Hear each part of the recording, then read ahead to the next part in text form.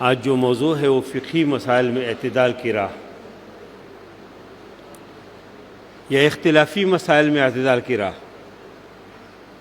جو امت کے اندر جو مختلف مسائل ہے جس میں اختلاف ہے اور اس میں درمیانی راستے کی نکلنے کی گنجائش موجود ہے اور اس میں کسی ایک طرف کوئی بہت زیادہ زور دیتے تو اس سے فرقہ واریت شروع ہو جاتی ہے اور یہی فرقہ واریت ہماری اس معاشرے کے لیے ایک زہر قاتل کی حیثیت رکھتے ہیں.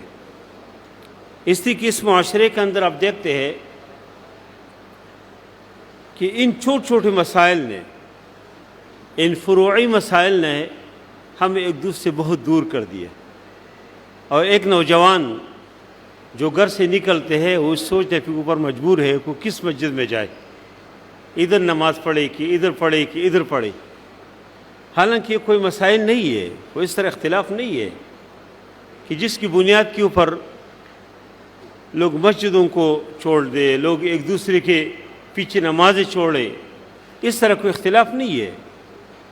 اس لیے کہ جو لوگ اس بیت اللہ کی طرف رخ کرتے ہیں، جو لوگ قرآن مانتے ہیں، جو آخرت کا عقیدہ رکھتے ہیں، جو اللہ و اللہ کے رسول کو مانتے ہیں، وہ سب مومن ہیں، وہ سب مسلمان ہیں. نیچے ان کی فروعی مسائل میں اختلاف تو ہو سکتے ہیں لیکن اصل چیز میں اصول دین میں وہ ایک ہے. تو اس کے پیچھے نماز پڑھنا اس میں کوئی مسئلہ نہیں. لیکن لوگوں نے ان کو اس طرح کے مسائل پیش کیا اور لوگوں کو اس طرح ایک دوسرے سے دور کیا ہے کہ ہر آدمی سمجھتے ہیں کہ شاید میں اگر فلان کے پیچھے نماز پڑھتا ہوں میرے نماز نہیں ہوتے. وہ کہتے ہیں فلان کے پیچھے آپ نے پڑھ لیا اس کے پیچھے نماز نہیں ہوتے. حالانکہ یہ اختلافات یہ نبی کریم صلی اللہ علیہ وسلم کے زمانے سے آدمی دیکھے تو صحابہ کرام ایک سے زائد آرائے رکھتے ہیں اور کسی نے ایک دوسرے کے اوپر کوئی تنقید نہیں کیا. مشہور واقعہ ہے کہ نبی کریم صلی اللہ علیہ وسلم نے غزوہ خندق کے موقع پہ، غزوہ احزاب جو بہت مشہور غزوہ ہے، اس کے بعد جو بنو قریظہ نے، یہودیوں کا ایک قبیلہ تھا، اس نے جو عہد شکنی کی تو اللہ کے نبی صلی اللہ علیہ وسلم نے فرمایا کہ ابھی ادھر سے فارغ ہونے کے بعد ہر آدمی عصر کی نماز وہ بنو قریظہ میں پڑھے. تو صحابہ کرام ادھر سے نکلے، ادھر خندق کے اس جگہ سے نکلے اور بنو قریظہ کی طرف سفر شروع کیا. راستے میں عصر کا نماز کا وقت آ گیا تو کسی نے یہ کہا، کچھ صحابہ نے کہا کہ ہمیں اللہ کے نبی صلی اللہ علیہ وسلم کی جو ہدایات ہے اس کا مطلب یہ ہے کہ ہمیں ہر صورت بنو قریظہ میں پہنچنا چاہیے، ہمیں راستے میں ادھر ادھر نہیں جانا چاہیے، ہمیں ادھر پہنچنا چاہیے. اس کا مطلب یہ کبھی نہیں ہے کہ ہم عصر کی نماز مؤخر کریں. اس سے کچھ لوگوں نے عصر کی نماز ادھر راستے میں ہی پڑھ لیا. کچھ لوگوں نے کہا کہ نہیں، ہمیں جو اللہ کے نبی صلی اللہ علیہ وسلم نے جس طرح فرمایا ہم اس کے اوپر عمل کریں گے، راستے میں نماز نہیں پڑھیں گے اور ادھر جا کے ہم نماز پڑھیں گے. اور اسی طرح کیا. ظاہر کہ صحابہ نماز کا وقت آ جائے اور نماز نہ پڑھے یہ تو تصور ہی نہیں ہے. لیکن چونکہ اللہ کے نبی صلی اللہ علیہ وسلم نے فرمایا تھا کہ لا یصلین احدکم العصر الا فی بنی قریظہ، کہ بنی قریظہ میں ہی پڑھنا ہے، تو اس قول کو اسی من و عن کے ساتھ، اسی الفاظ کے ساتھ انہوں نے لیا. انہوں نے بنو قریظہ پہنچ کے عصر کی نماز ادا کی. اللہ کے نبی صلی اللہ علیہ وسلم نے دونوں کے اوپر کوئی نکیر نہیں کی. فلم یعنف واحدا منہم، اللہ کے نبی صلی اللہ علیہ وسلم نے کسی کو بھی نہیں کہا کہ تم نے غلط کیا. جس نے راستے میں نماز ادا کی ان سے بھی کچھ نہیں کہا اور جو لوگ ادھر پہنچ گئے، بنو قریظہ میں پہنچ گئے، ادھر نماز ادا کی، ان سے بھی کچھ نہیں کہا. یعنی اس کا مطلب یہ ہے کہ دین میں گنجائش موجود ہے. اللہ کے نبی صلی اللہ علیہ وسلم کا زمانہ ہے، دیکھو خود موجود ہے اور اللہ کے نبی صلی اللہ علیہ وسلم نے کچھ نہیں کہا. اس طرح امام دارمی نے بھی ایک روایت نقل کیا ہے، سنن ابو داؤد کی بھی اندر بھی ایک روایت ہے، امام نسائی نے بھی بہت سارے حدیث کی کتابوں میں ایک روایت ہے کہ صحابہ کرام کسی جنگل کی طرف گئے، نماز کا وقت آ گیا، پانی نہیں ہے، تو ظاہر ہے کہ تیمم ہی کریں گے. اس لیے کہ شرعاً عرفاً صفائی اور طہارت کے لیے دو آلے ہیں، یا پانی ہو اگر پانی نہیں ہے تو اس کے قائم مقام مٹی ہے۔ تیمم غسل کی ضرورت ہو تب بھی تیمم وہی تیمم ہے جو وضو کے لیے، اور نماز پڑھنے کی ضرورت ہو تب بھی تیمم ہے۔ تو ان صحابہ نے تیمم سے نماز ادا کی، تھوڑا سا آگے جا کے پانی مل گئے تو کچھ صحابہ نے کہا کہ دیکھو ابھی ہم نے تیمم سے نماز تو ادا کی، ابھی جب پانی مل گئے تو ہمیں وضو کرنے چاہیے۔ لیکن کچھ صحابہ نے کہا کہ نہیں، تیمم قائم مقام ہے پانی کی۔ اس وقت جب نماز کا حکم ٹائم داخل ہو گیا اور نماز کا حکم تھا تو ہم نے جب پانی سے وضو نہیں کر سکے، پانی نہیں ہے، ہم نے تیمم کر کے نماز ادا کی تو بس صحیح ہے، ہماری نماز ہو گئی۔ لیکن کچھ نے کہا نہیں، ہم دوبارہ نماز پڑھتے۔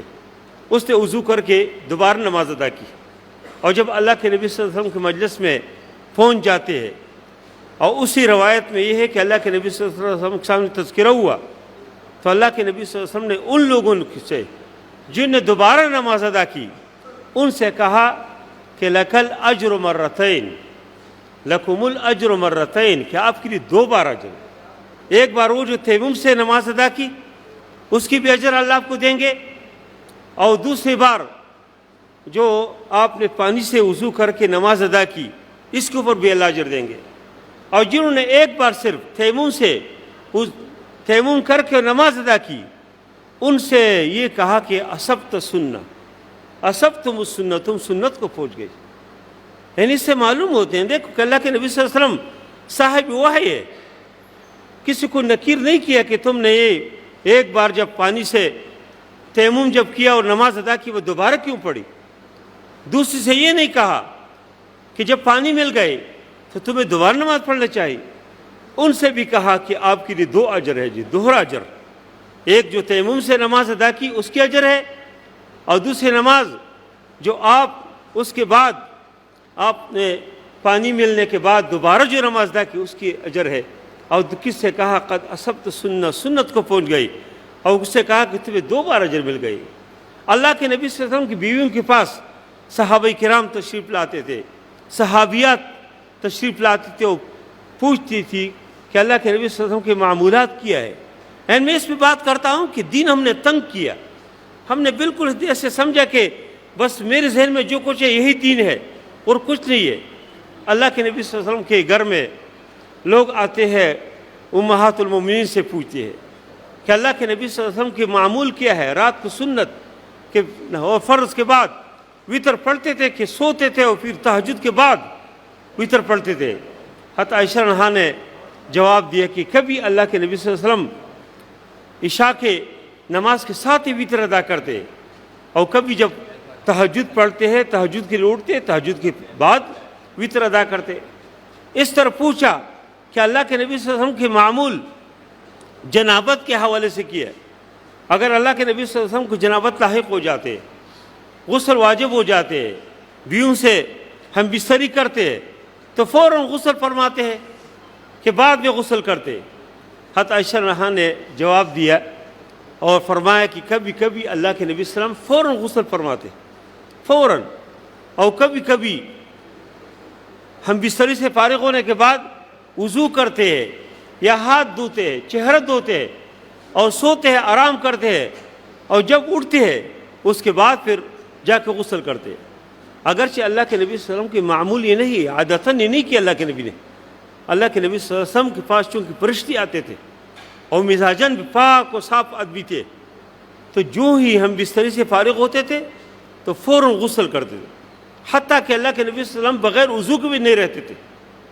وضو قضاء حاجت سے فارغ ہو کہ فوراً وضو فرماتے تھے، اور موقع ہو تو اس سے تحیۃ الوضو 2 رکعت نماز ادا فرماتے تھے۔ لیکن کبھی کبھی اس طرح کرتے تھے کہ وضو نہیں کرتے تھے تاکہ امت کی لیے آسانی ہو۔ فتح مکہ کے موقع پہ اللہ کے نبی صلی اللہ علیہ وسلم نے فجر کی نماز سے عشاء کی نماز پڑھی۔ فتح مکہ کے موقع پہ اللہ کے نبی صلی اللہ علیہ وسلم نے پورے دن ایک وضو کیا، فجر کے لیے جو وضو کیا تھا اس سے عشاء کی نماز بھی ادا کی۔ حضرت عمر فاروق رضی اللہ عنہ نے پوچھا کہ اللہ کے نبی آپ تو بہت عجیب کام کیا، آپ نے بہت نیا کام کیا، آپ تو ہر وقت وضو کرتے ہیں، تازہ تازہ وضو کرتے ہیں، اور آج آپ نے بہت عجیب کام کیا، اتنے زیر وقت لگایا۔ اللہ کے نبی صلی اللہ علیہ وسلم نے فرمایا کہ میں نے قصدن کیا کہ لوگوں کو معلوم ہو جائے کہ دین میں بہت وسعت ہے. یہ تو ان مسائل میں جب اللہ کے نبی صلی اللہ علیہ وسلم سے پوچھا جاتا ہے کہ اللہ کے نبی صلی اللہ علیہ وسلم کے غسل کا طریقہ کیا ہے, اللہ کے نبی صلی اللہ علیہ وسلم سے قرات کے بارے میں کہ اللہ کے نبی صلی اللہ علیہ وسلم جب نماز پڑھتے ہیں تو بہت زور سے تلاوت کرتے ہیں کہ تھوڑا سا آہستہ آہستہ, تو دونوں طرح طریقے موجود ہیں. اللہ کے نبی صلی اللہ علیہ وسلم نے پھر فرمایا, امام ترمذی شریف کی روایت ہے کہ الحمدللہ الذی جعل فی الامر سعہ, اس اللہ کا شکر ہے کہ جس میں اس دن کے اندر بہت وسعت رکھ دی ہے. اس دن میں بہت وسعت ہے, بہت فراخی ہے, کوئی تنگی نہیں ہے اس میں. لوگوں نے اس کو تنگ کیا ہے. اس میں جو پھر قوارث شروع ہو جاتے ہیں وہ ادھر سے کہ لوگ یہ کہتے ہیں کہ بس میری جو رائے ہے, میں جو کچھ کہتا ہوں یہ صحیح ہے, اور دیگر لوگ جو کچھ کرتے ہیں وہ صحیح نہیں ہے. امام جساس, قاضی ابو بکر جساس حنفی, جو مشہور عالم ہے, حنفی عالم ہے, اس نے کچھ چیزیں ذکر کیے, کچھ مثالیں ذکر کیے کہ لوگ اس پہ بہت سختی سے کام لیتے, اور اس نے کہا کہ اس پہ سختی نہیں ہے, اور ہماری امت کے اندر بھی لوگ, ہمارے دور میں بھی لوگ اس کے اوپر بہت زیادہ مسائل پیدا کرتے, بہت زیادہ اس پہ سختی کرتے. اور انہوں نے فرمایا, امام جساس فرماتے ہیں کہ یہ اولا اور غیر اولا کے اختلاف ہے, افضل اور غیر افضل کے اختلاف ہے, راجح اور مرجوح کے اختلاف ہے. کوئی یہ کرتے وہ سمجھتے کہ میں بہتر کرتا ہوں. امام شافعی رحمہ اللہ جو رائے پیش کرتے تھے وہ کہتے تھے کہ میں اس کو سمجھتا ہوں کہ یہ برحق ہے, یہ صحیح ہے, یہ افضل ہے.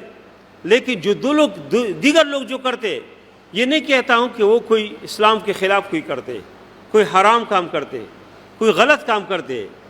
تو امام ابو بکر جساس اس نے یہ جو ذکر کیا ہے اس کے ذیل میں انہوں نے ایک تو رفع الیدین کا تذکرہ کیا کہ رفع الیدین دیکھو ان مسائل میں سے کہ دن میں دونوں طرف دلائل موجود ہے. جو لوگ رفع الیدین کے قائل ہیں ان کے پاس بھی دلائل موجود ہے, بے شمار دلائل ہے. جو لوگ رفع الیدین کے قائل نہیں ہے ان کے پاس بھی دلائل ہے, بے شمار دلائل ہے.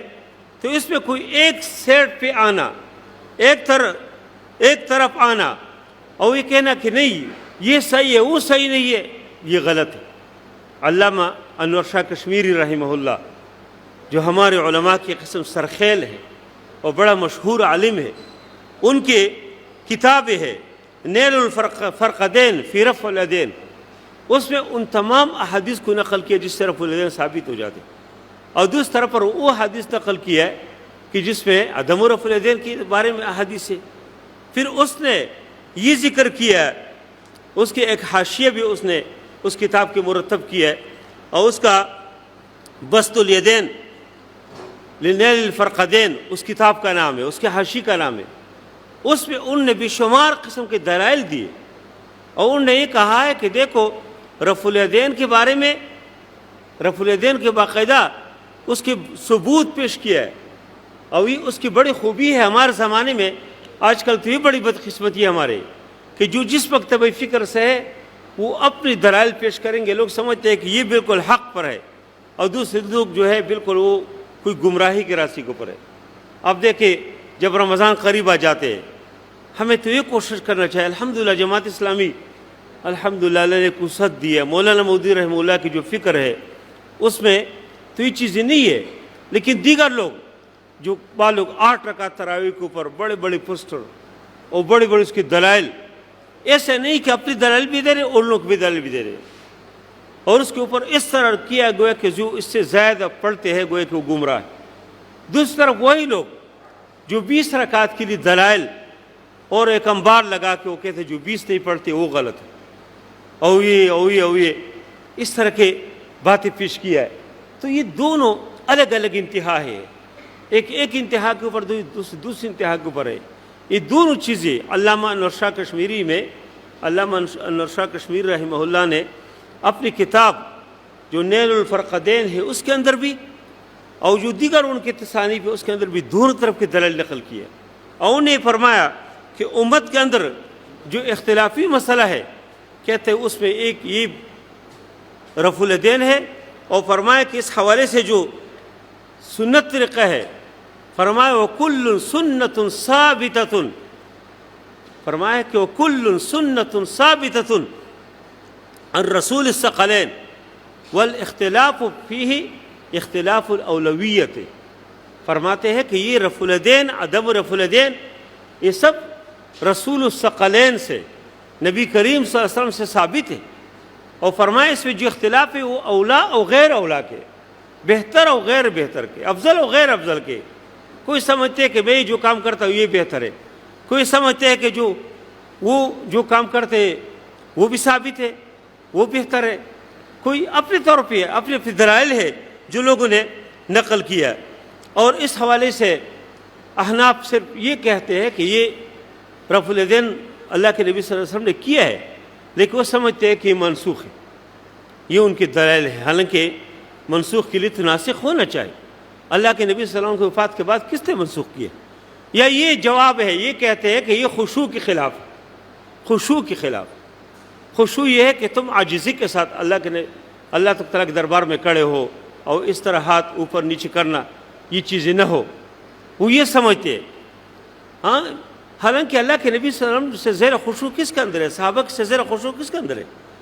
اس طرح ان کے ایک دلیل جو امام مسلم کی ایک روایت ہے جو احناف نقل کرتے ہیں، وہ یہ کہ اللہ کے نبی نے فرمایا کہ مالی اراکم، فرمایا کہ مالی، مجھے کیا ہوا کہ میں آپ کو دیکھ رہا ہوں، رافعی ایدیکم، کہ تم ہاتھ اٹھاتے ہو، ہاں، اور کخیل شمسن، جس طرح گرمی کے اندر کوئی گھوڑا ہو اور گرمی اس کو لگ جائے وہ دم ہلاتے ہیں، تو تم اس طرح کی دم کیوں ہلاتے، تم ہاتھ کیوں ہلاتے ہو؟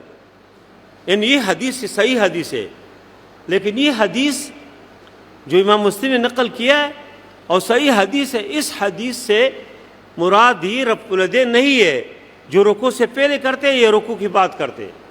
اس سے وہ مراد نہیں ہے، بلکہ اس سے مراد وہی ہے کہ سلام کے دوران سلام پھیرتے ہوئی، لوگ اس طرح آج کل بھی روافظ یہی کرتے ہیں کہ سلام، ان کے ہاں سلام یہ نہیں ہے کہ سلام پھیرے، وہ ہاتھ اس طرح کرتے 3 بار، یہ ان کے سلام ہے، ہاتھ اٹھاتے.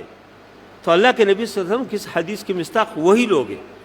اللہ کے نبی نے فرمایا کہ مجھے کیا ہوا، مالی اراکم، کہ میں آپ کو دیکھتا ہوں کہ تم جو ہے رافع ایدیکم کاذناب خیل شمسن، کاذناب خیل شمسن. فرمایا کہ جس طرح گرمی لگ جائے کسی گھوڑے کے وہ دم ہلاتے ہیں، اس طرح تم ہاتھ کیوں ہلاتے ہو؟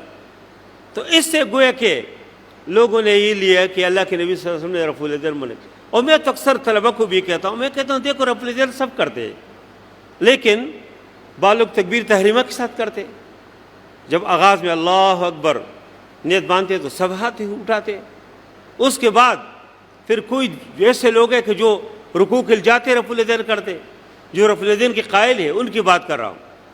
پھر اس میں کچھ اس طرح ہے کہ رکوع سے اٹھتے ہیں نہیں کرتے، کچھ اس طرح جو رکوع سے اٹھتے اس وقت بھی کرتے، کچھ اس طرح بھی لوگ ہیں کہ جو سجدوں سے اٹھتے دوسری رکعت کے لیے پھر بھی رفع الیدین کرتے. یعنی خود وہ لوگ جو رفع الیدین کے قائل ہیں ان کے اندر بھی اختلاف موجود ہے. کوئی رکوع کے لیے جاتے ہوئے اس وقت بھی کرتے، رکوع سے اٹھتے وقت بھی کرتے، دونوں سجدوں سے فارغ ہو کے رکعت سے فارغ ہو کے اٹھتے ہیں اس وقت بھی کرتے. یعنی یہ اس طرح اختلاف نہیں ہے. اور حقیقت یہ ہے کہ رفع الیدین تو بہت سارے احادیث سے ثابت ہے. لوگ کہتے ہیں منسوخ ہے، جی ہمیں تو کوئی صحیح حدیث معلوم نہیں ہے. بھائی آپ کو کیسے معلوم نہیں ہے؟ امام بخاری رحمہ اللہ نے تو بے شمار احادیث حوالے سے نقل کیا ہے. تقریباً امام بخاری رحمہ اللہ نے اس حوالے سے تقریباً کوئی 18 صحابہ سے احادیث نقل کی ہے اس حوالے سے. اسی طرح شاہ کشمیر رحمہ اللہ نے 15 صحابہ کے باقاعدہ اس کے حوالے دیے کہ اس سے رفع الیدین ثابت ہے. اور اس طرح امام جلال الدین سیوطی رحمہ اللہ نے 21 صحابہ سے، اور ائمہ دیکھ کے ہوتے تو اس سے بھی زیادہ لوگوں سے اس کو نقل کیا ہے. زین الدین عراقی مشہور نام، اس سے 50 صحابہ کا تقریباً حوالے دیے، 50 صحابہ کا. تو اس لیے کوئی اگر رفع الیدین کرتے ہیں ہمیں اس کو نہیں کہنا چاہے کہ تم کیوں رفع الیدین کرتے ہیں. جو نہیں کرتے وہ بھی ثابت ہے. امام ابو حنیفہ رحمہ اللہ کوئی معمولی آدمی نہیں ہے. بہت بڑا امام ہے، ان کے مسلک ہے، ان کے آراء ہے، اور اس حوالے سے ان کے ایک فقہی مذہب ہے۔ بلکہ امام ابو حنیفہ رحمہ اللہ، امام اوزاعی حج کے موقع پہ اس زمانے میں لوگ جو حج کے لیے جاتے صرف حج نہیں کرتے تھے بلکہ علمی مباحث ہوتے تھے۔ امام اوزاعی شام کے علاقے کے بڑے عالم تھے، اور امام ابو حنیفہ رحمہ اللہ بھی ادھر موجود تھے حج میں۔ تو امام اوزاعی نے اس سے کہا کہ تم اہل کوفہ رفع الیدین کیوں نہیں کرتے؟ امام ابو حنیفہ رحمہ اللہ نے فرمایا کہ اس حوالے سے مجھے کوئی صحیح حدیث معلوم نہیں ہے۔ تو امام اوزاعی تو بڑے عالم تھے اور بڑا نام تھا، اس نے فوراً ایک حدیث حوالہ دیا کہ سالم، حضرت سالم رحمہ اللہ، اس نے اپنے والد عبداللہ بن عمر، اور اس نے اللہ کے نبی کا جو حدیث نقل کیا وہ فلان حدیث ہے۔ تو امام ابو حنیفہ رحمہ اللہ نے اس کے سامنے جو حدیث نقل کیا کہ دیکھو جی، ابراہیم نخعی علقمہ سے، اور انہیں عبداللہ بن مسعود سے، اور انہیں اللہ کے نبی کو سنا ہے کہ اللہ کے نبی نے رفع الیدین کے بغیر نماز ادا کی۔ ابھی دونوں حدیث نقل ہو گئی۔ امام اوزاعی نے کہا کہ دیکھو میرے پاس جو سند ہے یہ تو سند عالی ہے، علماء کرام اس کو سمجھتے ہیں، سند عالی کہ جس میں راوی کم ہو، جس میں واسطی کم ہو، اللہ کے نبی صلی اللہ علیہ وسلم اور اس حدیث کو جو نقل کرتے اس کے درمیان واسطی کم ہو، اس کو حدیث عالی بولتے۔ تو امام اوزاعی نے کہا کہ میں تو حدیث عالی نقل کرتا ہوں، اور آپ کی حدیث تو حدیث سافل ہے، تم اس کو حوالہ دیتے۔ تو امام ابو حنیفہ رحمہ اللہ نے فرمایا کہ دیکھو آپ اس کو بھی دیکھیں کہ میرے پاس جو لوگ ہیں ابراہیم نخعی، اس کی فقاہت کتنی زیادہ ہے سالم بن عبداللہ کے مقابلے میں۔ اور آگے کہا کہ عبداللہ بن عمر صحابی ہے، اگر صحابیت کا مقام نہ ہو تو کہا علقمہ کی فقاہت تو اسے کئی گنا زیادہ ہے۔ یعنی امام ابو حنیفہ رحمہ اللہ جو استدلال کرتے ہیں روات کی فقاہت کی بنیاد کے اوپر، اور امام اوزاعی جو استدلال کرتے ہیں وہ حدیث کے جو راویوں کے کم واسطی ہے کہ یہ حدیث کیا ہے، عالی ہے، اس کو پر استدلال کرتے۔ دونوں حدیث کیا ہو، ثابت ہو گئی کہ نہیں؟ دونوں حدیث ثابت ہے، لیکن ایک نے ایک طرح کا استدلال کیا اور دوسرے نے دوسری طرح کے جو ہے استدلال پیش کیا۔ تو گویا کہ اس سے یعنی معلوم ہو گئی کہ ان لوگوں کے درمیان جو اختلاف ہے دلیل کی بنیاد کے اوپر، دلائل کی بنیاد کے اوپر اختلاف کرتے تھے، دلیل کے بغیر کوئی اختلاف انہوں نے نہیں کیا۔ اس طرح امین بالجہر ہمارے یہاں مشہور مسئلہ ہے۔ امام ابو حنیفہ رحمہ اللہ صرف اس میں یہ کہتے ہیں کہ امین بالجہر نہیں پڑھنا چاہیے، امین بالسر کہو۔ کیوں؟ وہ جو یہ ذکر کرتے ہیں وہ یہ کہتے ہیں کہ یہ دعا ہے، اور دعا میں اولا اور بہتر ہے کہ آدمی سر کرے، خفیہ دعا کرے، جتنی خفیہ ہو اتنی زیادہ اللہ قبول کر دے۔ وَاذْكُرْ رَبَّكَ فِي نَفْسِكَ تَضَرُّعًا وَخُفْيًا، اپنے رب کو اپنے دل میں یاد کرو۔ اور جو لوگ امام شافعی، امام احمد بن حنبل، امام مالک، یہ سب بالجہر کے قائل ہیں، اور وہ ان کے اپنی دلائل ہے، ان کی وہ بھی دلیل ہے کہ اللہ کے نبی نے فرمایا کہ من وافق تامینہ تامین الملائکہ، کہ جس کے آمین فرشتوں کے آمین کے برابر ہو جائے، غفر لہ ما تقدم من ذنبہ، اس کے گناہ اللہ معاف کریں گے۔ بہرحال دونوں طرف دلائل ہے، دلیل کی بنیاد کے اوپر۔ اس طرح ایک مسئلہ اذان میں ترجیح، کہ اذان میں ترجیح ہے کہ بلا ترجیح ہے۔ ترجیح کیا ہے؟ کہ اشہد ان لا الہ الا اللہ، آہستہ آہستہ ایک بار پڑھے پھر زور سے پڑھے۔ یہ دونوں اللہ کے نبی صلی اللہ علیہ وسلم کی زندگی میں یہ مثالیں موجود ہیں۔ اللہ کے نبی صلی اللہ علیہ وسلم کے دور میں جو مؤذنین ہیں، دیکھو اس میں ایک تو مشہور نام حضرت بلال حبشی رضی اللہ عنہ ہے جو مسجد نبوی کے امام تھے۔ اس طرح عبداللہ بن مکتوم تھے رضی اللہ تعالیٰ عنہ، مسجد نبوی کے امام تھے۔ ایک سعد قرظی ہے جو مدینے کے مؤذنین میں ہے، لیکن وہ قباء میں اذان دیتے تھے۔ ان تینوں کے اذان میں ترجیح نہیں ہے، یہی اذان ہے جو ہمارے یہاں منصورہ مسجد میں ہوتے، ہمارے آس پاس میں ہوتے، یہی تقریباً 15 کلمات۔ اور جو لوگ ترجیح کے قائل ہیں امام شافعی رحمہ اللہ، ان کے 19 کلمات بنتے ہیں۔ تو اس کے لیے جو ابو محذورہ رضی اللہ تعالیٰ عنہ جو مشہور امام تھے، مکی کی امام تھے، اب یہ ادھر اذان دیتے تھے۔ ان نے نئے اسلام قبول کیا تھا، اور اللہ کے نبی صلی اللہ علیہ وسلم نے اس کو مؤذن بنایا، بہترین خوش آواز خوش الحان آدمی تھے. اس کا اپنا نام جو ہے سمورہ ہے، سمورہ بن معیر اپنا نام ہے، لیکن ابو محذورہ کے نام سے مشہور ہے. ابو محذورہ رضی اللہ عنہ کے اذان میں ترجیح موجود ہے. اس طرح قیامت کے الفاظ میں اختلاف ہے. آپ بعض مسجد میں جاتے ہیں تو سارے الفاظ کو ایک بار پڑھتے ہیں، الا قد قام الصلاۃ سے 2 بار پڑھتے ہیں، تو وہ 11 کلمات. بعض قد قام الصلاۃ بھی ایک بار پڑھتے 10 کلمات بنتے. اور احناف جو ہے وہی اذان اس کے ساتھ قد قام الصلاۃ میں اضافہ کرتے تو 17 کلمات بنتے. یہ وہی اختلاف ہے کہ لوگ اس بنیاد کے اوپر مساجد کو الگ کرتے ہیں، ایک دوسرے سے الگ ہو جاتے. تو یہ اس طرح کوئی اختلاف نہیں. اللہ کے نبی صلی اللہ علیہ وسلم نے اس طرح مواقع فرمایا کہ صلو خلف کل بر و فاجر، فرمایا کہ تم ہر نیک اور فاجر آدمی کے پیچھے نماز پڑھو، ہر اچھے اور برے آدمی کے پیچھے کیا کرو؟ نماز پڑھو. یعنی کہ آدمی کو اگر کوئی مستقل کس کو امام بناتے، ظاہر ہے کہ وہ تو اس کا خیال کریں گے، اچھے آدمی نیک آدمی کو امام بنائیں گے. لیکن کبھی کبھی کس جگہ آدمی گئے اور کوئی کڑے ہیں نماز پڑھتے تو ہر آدمی کے پیچھے نماز ہوتے. اس طرح نہیں ہے کہ اس بنیاد کے اوپر لوگ ایک دوسرے سے الگ ہو جائے. دوسری بات جو اہم بات ہے وہ یاد رکھیں، اختلاف کی 2 قسمیں. ایک اختلاف جو ہے اصول دین میں ہے اور ایک فروع دین میں ہے. اصول دین میں اختلاف وہ تو گمراہی ہے، وہ تو ضلال ہے. وہ کیا ہے کہ قبلے میں کوئی اختلاف کرے، اللہ کے بارے میں اختلاف کرے، اللہ کے رسول کے بارے میں، آخرت کے بارے میں. یہ تو اسلام سے خارج ہو جاتے، اس کی بنیاد کے اوپر اسلام سے خارج. لیکن ایک فروع میں اختلاف ہے، فروعی چیز یہ ہے، اس میں کوئی اختلاف کرتے تو اس میں کوئی اسلام کے دائرے سے خارج نہیں ہوتے. تیسرے آراء کے اختلاف ہے. آپ کسی جماعت میں، کسی پارٹی میں، کسی مشاورت میں آپ کے رائے کسی کے یا 2 جماعتوں کے 2 لوگوں کے اپنے درمیان اختلاف آ جاتے ہیں، آراء کے اختلاف، تو اس پہ کوئی مسئلہ نہیں ہے. اس طرح اختلاف فی الصنائع، کام پہ اختلاف، تو یہ اختلاف کی کوئی اہمیت نہیں ہے. اصل اختلاف جو ہے وہی جو اصول دین میں کوئی اختلاف کرتے. لیکن مسئلہ یہ ہے کہ لوگ یہ سمجھتے ہیں کہ اگر میرے شیخ جس سے میرا عقیدت ہو وہ کوئی غلط کام کرتے، اس کی کوئی رائے میرے رائے کے خلاف ہو، تو لوگ کہتے ہیں یہ تفرد ہے، اس کو تفرد کہتے. اور جو اس کی مزاج کے خلاف آدمی ہے اس کو گمراہ کہتے.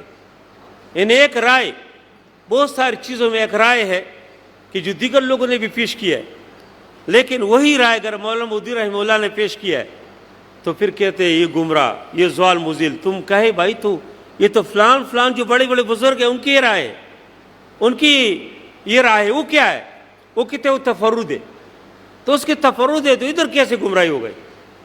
یعنی یہ ایک وہی چیز ہے کہ اس نے اصل میں دین میں جو اختلاف پیدا کیا ہے، مسائل پیدا کی اس وجہ سے. اور اس طرح مسئلہ بھی لوگ مسائل بیان کرتے ہیں کہ ضالین اور ضالین، ضاد پڑھے کہ دوات پڑھے، حالانکہ یہ کوئی مسئلہ نہیں ہے. اصل چیز تو یہ کہ تم اس معاشرے میں ایک آدمی جو نماز نہیں پڑھتے اس کو مسجد لاؤ، یہ بڑی بات ہے. وہ نماز پڑھے، اس بیت اللہ کی طرف رخ کرے، سجدہ لگائے، سجدے کے اوپر شیطان خفا ہو جاتے، اللہ خوش ہو جاتے. اگر کسی کو تم اس معاشرے سے نکالے مسجد لائے، یہ بڑی بات ہے. لیکن لوگ کہتے ہیں نہیں، یہ سوچتے ہیں کہ ضاد پڑھا کہ دوات پڑھا، ضالین اور ضالین. کہتے ہیں کسی جگہ اس طرح اختلاف ہوا، کسی نے کہا جی ضالین جو ضاد پڑھتے ہیں وہ کافر ہے، گمراہ ہے. کس نے کہا جو دوات پڑھتے ہیں ضالین وہ گمراہ ہے. ایک تیسرے آدمی بیٹھے تھے، اس نے کہا کہ تم دونوں گمراہ ہو، اس لیے کہ آپ دونوں کے پاس دلائل ہے. تم کہتے ہیں کہ وہ کافر ہے، وہ کہتے صحیح آدمی میں ہو کہ نہ ضاد پڑھتا ہوں نہ دوات پڑھتا ہوں، نماز ہی نہیں پڑھتا ہوں. یعنی مذاق نہیں ہے. واقعی لوگ اس طرح کے جب مسجدوں میں اس طرح کے مسائل ہو، یہ مماتی اور یہ فلان، اور پنجاب میں خاص کر یہ مسئلہ بھی بہت زیادہ ہے کہ مردے سنتے ہیں کہ نہیں، اور انبیاء کرام قبروں میں زندہ ہے کہ نہیں کہ مرے ہوئے ہے. اور یہ اس طرح کے مسائل جہاں جائیں گے امام بھی رکھیں گے، یہ مسئلہ سے پوچھیں گے کہ تم بتاؤ کہ مردے سنتے ہیں کہ نہیں سنتے، اور اس کے اوپر دلائل کیا ہے.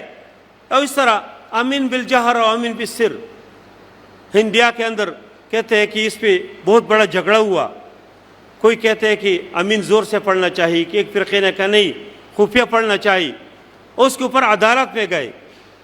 ہندو جج تھے, اس نے دونوں طرف کی باتیں سنی اور اس نے کہا چلو میں آپ کی کتاب بھی دیکھتا ہوں پھر آپ کو بتاتا ہوں. دوبارہ جب اس کو بلایا ان سے کہا کہ میں نے آپ کی کتابیں پڑھ لی ہے, آپ کی کتابوں میں امین بالسر بھی ہے اور امین بالجہر بھی ہے, لیکن آپ لوگوں کا جو جھگڑا ہے اس نے کہا وہ امین بالشر میں, آپ لوگوں کے اختلاف امین بالشر میں ہے, امین بالشر نہیں ہے. امین بالسر بھی ثابت ہے اور امین بالجہر بھی ثابت ہے, آپ لوگوں کی جو اختلاف ہے وہ امین بالشر میں. اور اسی ان دونوں سے کہا کہ دونوں صحیح ہے, جاؤ اپنے اپنے مسجد میں بیٹھو. ان ایک ہندو جج نے یہ اس کے کمنٹس دیے کہ دیکھو آپ کی جھگڑا جو ہے امین بالشر میں ہے, امین بالسر اور امین بالجہر میں نہیں ہے. کوئی زور سے امین پڑھتے, کوئی جہر سے پڑھتے. امام ابو حنیفہ رحمہ اللہ سر سے قائل ہے, بہت ساری دنیا کے بہت سارے لوگ سر سے قائل ہے, اور بہت سارے دنیا کے اندر بہت سارے لوگ ہیں جو جہر سے قائل ہے. تو کوئی اگر جہر سے پڑھتے تو کوئی مسئلہ نہیں. اس لیے امام محمد رحمہ اللہ نے موطا کے اندر ایک واقعہ ذکر کیا کہ اس طرح کے واقعہ ہوا تو لوگوں نے کہا, تو امام محمد نے فرمایا کہ دیکھو دنیا کے اندر اتنے لوگ ہیں کہ یقتدا بہم, جو امین بالجہر پڑھتے ہیں جس کی اقتداء کیا جاتا ہے, اور اتنے زیادہ لوگ ہیں کہ اقتداء بھی اس کی بھی اقتداء کیا جاتا ہے جو امین بالجہر پڑھتے. تو اس میں یہ اختلاف جو لوگوں نے شروع کیا صرف یہ دین سے دوری کی وجہ سے شروع ہو جاتے ہیں. مولانا عنایت اللہ گجراتی رحمہ اللہ بہترین خطیب تھے جماعت اسلامی کی, بہترین, اللہ نے بہت زیادہ اس کو فصاحت اور بلاغت دیا تھا, وفات پائے. آپ لوگوں نے بہت سارے لوگوں نے اس کو سنا ہوگا. وہ کہتے ہیں کہ میرے علاقے میں ایک نوجوان تھے, وہ نماز نہیں پڑھتے تھے اور سینماؤں میں جاتے تھے اور غلط کاموں میں لگے تھے. کہتے میں نے ایک دن اس کو بلایا اور میں نے ان سے کہا کہ دیکھو اللہ نے آپ کو جو جوانی دی ہے اس سے اللہ تعالیٰ کو خوش کرو, شیطان کو ناراض کرو. تم کیوں یہ سینماؤں میں جاتے ہو, یہ کیوں یہ جو میوزک سینٹروں میں جاتے ہو, جو غلط کام کرتے ہیں اس کو چھوڑو. کہتے اس نوجوان نے میری بات مان لی اور اس نے مسجدوں کی طرف آنا شروع کیا اور نیک کام شروع کیا. لیکن کہتے ہیں کہ میں دعوتی کام پہ گیا تھا, دعوت پہ, تو کچھ بعد جب میں گھر آ گیا میں نے دیکھا کہ وہی نوجوان پھر جو ہے وہ مسجدوں کو چھوڑ دیا اور پھر جو ہے غلط راستوں کے اوپر جا رہے. کہتے میں نے اس سے پوچھا کہ تم کیوں یہ کام کیوں کیا آپ نے؟ تو کہتے ہیں کہ اس نے مجھے کہا کہ ایک دن میں نے گھر سے وضو کر کے میں فلان مسجد میں گیا اور جب میں ادھر سے نکلا تو لوگوں نے کہا تو فلان مسلک کے لوگ ہیں, ان کی پیچھے نماز نہیں ہوتی, آئندہ دن نہیں جانا. کہتے ہیں میں نے دوسرے دن وضو کر کے سامنے دوسری مسجد میں گیا, ادھر سے نکلا تو پھر لوگوں نے یہی کہا کہ ان کی پیچھے نماز نہیں ہوتے. تیسرے دن کسی اور مسجد گیا, چوتھے دن کی اور مسجد. کہتا ہے کہ یہی لوگ فتوی دیتے تھے کہ یہ تو ان کی پیچھے نماز نہیں, ان کی پیچھے نماز نہیں ہوتے. کہتے ہیں کہ ایک دن میں نے سوچا کہ میں کسی اس طرح جگہ میں جاؤں کہ وہاں سے نکلو اور کوئی میرے کو پر کوئی فتویٰ نہ لگائے. کہتے ہیں کہ ایک دن میں مسجد کے بجائے ایک سینما کی طرف گیا. کہتے ہیں جب میں ادھر گیا تو سارے لوگوں نے ایک اسکرین پہ ایک فلم دیکھا اور جب ادھر سے نکلے تو کسی نے کوئی فتویٰ نہیں لگایا کہ تم نے غلط کام کیا. کہتے ہیں کہ میرے دل میں بات آئی کہ صحیح جگہ تو یہی ہے, یہ جو جگہ ہے جہاں کس نے فتویٰ نہیں لگایا تو یہ صحیح جگہ ہے. کہتے ہیں اس لیے میں نے ادھر جانا شروع کیا. اس لیے بہت سارے قرآنی آیات جو اس امت کو ایک کرنے کے اور چھوٹے چھوٹے مسائل, اختلافی مسائل, اس کو پسی پور ڈالنے کے اوپر بہت زیادہ زور دیتے. یہ جو قرآن نے فرمایا وَاعْتَصِمُوا بِحَبْلِ اللَّهِ, اللہ کی رسی کو مضبوطی سے پکڑو, وَلَا تَفَرَّقُوا, اختلاف نہ کرو. یعنی یہ جو فروعی مسائل ہے, ظاہر ہے کہ اصولی چیزوں میں تو اختلاف سے منع نہیں کیا, اصولی چیزیں تو ظاہر ہے کہ وہ تو شریعت نے طے کیا. یہ جو فروعی مسائل ہے اس میں اختلاف نہ کرو. جو آدمی جس طرح بھی خیر کے کام کرتے, جس مفتی کی اس کے اوپر, جس عالم کے اوپر اس کو اعتماد ہے اس کو کرنے دے. اور پھر فرمایا وَاذْكُرُوا نِعْمَتَ اللَّهِ عَلَيْكُمْ, اللہ کی اس نعمت کو یاد کرو. اِذْ كُنْتُمْ أَعْدَاءً, جب تم ایک دوسرے کے دشمن تھے.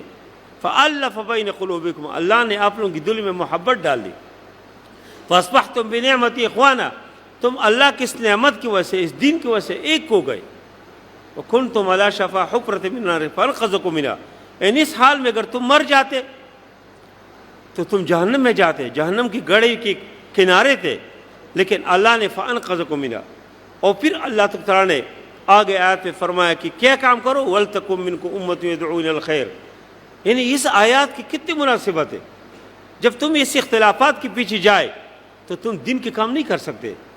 تم جب معمولی چیزوں کو دین کی اصل چیز سمجھے، یہ جو بالا کوٹ کی طرف یہ جو شاہ اسماعیل شہید اور سید احمد بریلوی ان کے جو جہادی معرکے ہیں بہت مشہور ہے، تو شاہ اسماعیل شہید رفع الدین کرتے تھے، اور سید احمد بریلوی وہ تو بریلوی تھے، وہ رفع الدین نہیں کرتے تھے، لیکن اس علاقوں میں ظاہر ہے کہ لوگ اہل حدیث کو پسند نہیں کرتے تھے۔ تو سید احمد بریلوی نے شاہ اسماعیل شہید سے پوچھا کہ تم رفع الدین کیوں کرتے؟ انہوں نے کہا جی اللہ کی رضا کے لیے کرتا ہوں، تاکہ اللہ خوش ہو جائے، اللہ کے نبی کا طریقہ ہے۔ تو سید احمد بریلوی شہید نے کہا کہ تم اگر اللہ کی رضا کے لیے رفع الدین کو چھوڑے، اس نے کہا کیسے؟ کہ دیکھو جس علاقے میں ہم جہاد کر رہے، ایک بڑا مشن، ایک بڑا ہمارے سامنے ایک مقصد ہے، اگر ادھر ان لوگوں کو معلوم ہو جائے کہ آپ رفع الدین کرتے تو ہمارے ساتھ تعاون نہیں کریں گے، تو ہم ظاہر ہے کہ ایک مشن میں ناکام ہو جائیں گے۔ اس کے ذہن میں بات آئی، شاہ اسماعیل شہید نے پھر رفع الدین نہیں کی، انہوں نے کہا میں نے اللہ کی رضا کے لیے میں کر رہا تھا، ابھی اللہ کی رضا کے لیے کیا کرتا چھوڑتا ہوں۔ جب اللہ کی رضا کسی کے ذہن میں ہو تو انسان دیکھتے ہیں کہ حالات کیا ہے، مقتضی الحال کیا ہے، اس کے مطابق خاص کر ایک داعی کے لیے ان چیزوں کا بہت زیادہ اہتمام کرنا چاہیے۔ آپ دیکھیں آپ باہر ملکوں میں بعض لوگ ان مسائل کو بہت اہمیت دیتے ہیں، بہت زیادہ۔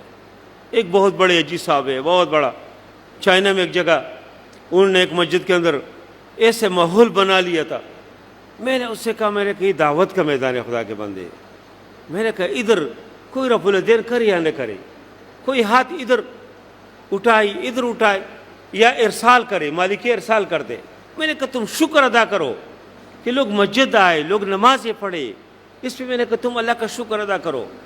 تو ان حالات پہ خاص کر جبکہ پوری دنیا اسلام اور مسلمانوں کے خلاف متحد ہے، دیکھو کافروں کو اب دیکھیں، ان کے درمیان ہزاروں اختلاف کیوں نہ ہو، لیکن مسلمان کے خلاف ہے کہ دیکھو ان کے گولہ بارود مسلمانوں کے خلاف استعمال ہو رہے ہیں، صرف گولہ بارود نہیں ہے، ان کی ہر چیز دیکھو روز بروز مہنگائی ہے، لوگ مہنگائی سے تنگ ہے، لیکن موبائل اور نیٹ اور یہ مختلف پیکج اس میں روز بروز کمی آتے ہیں، 2 روپے کی پیکج ہے جی، 7 روپے کی پیکج ہے، 10 روپے کی پیکج ہے، اور ایک نوجوان کو موبائل ہاتھ میں دیا کہ پوری رات بات کرو۔ ایک نوجوان جو پوری رات وہ بات کرے یا پورا دن وہ بات کرے، وہ کیسے کوئی خیر کے کام کریں گے، وہ کیسے پڑھیں گے؟ پہلے ہم جب چھوٹے تھے ہم پڑھتے تھے، ہمیں کس نے کہا کہ باہر ملکوں میں پیٹیسل فون جو ہے وہ فری ہے، ابھی ہمارے یہاں بھی فری ہے، ہر آدمی کی موبائل میں ہزاروں منٹ فری ہے، لیکن ہم تصور نہیں کر سکتے تھے کہ موبائل فون کیسے فری ہو سکتے ہیں۔ پھر ہم یہ سوچتے تھے کہ شاید جب فون فری ہو لوگ گھنٹے گھنٹے باتیں کریں گے، لیکن ایسے نہیں ہے۔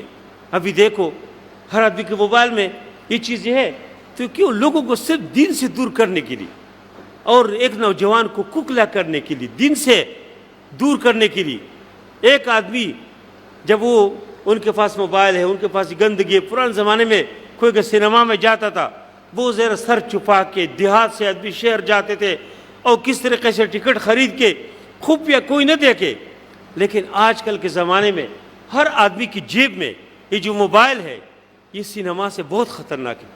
نیو یارک کے اندر اور بیرونی دنیا کے اندر جو گندگی ہے، ہر آدمی اپنے گھر کے اندر اپنے بیڈ روم کے اوپر اس کو دیکھ سکتے ہیں۔ ان حالات میں ضرورت اس بات کہ ہم لوگوں کو اسلام کے قریب آئے، اسلامی تحریک کے قریب لائے، مسجدوں کے قریب لائے، قرآن کے قریب لائے، دین کے قریب لائے، ورنہ یہ نوجوان بہہ رہے، گندگی کی طرف جا رہے ہیں، خرابی کی طرف جا رہے ہیں۔